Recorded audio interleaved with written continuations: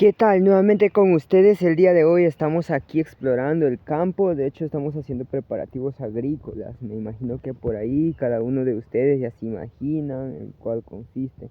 Este es un pequeño terreno agrícola el cual estoy trazándome como meta para poder realizar pequeños plantaciones, ¿no?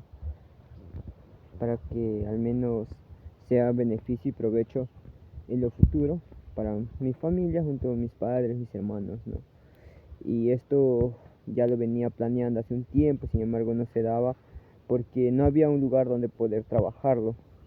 Pero bueno, el día de hoy estoy aquí, ¿no? Para poder mostrarles un poco una de las cosas que yo quiero realizar para poder ayudar algo en el hogar, ¿no?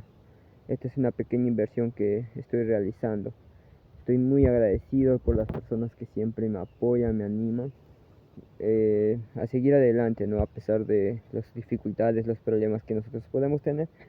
Sé que hay un propósito y un motivo en poder seguir adelante, ¿no? Siempre confiando en las cosas de que va a salir mejor.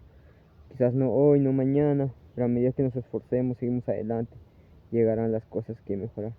De hecho, esto es lo que puedo dejarles en tinta, un poco de lo que estoy trazándome.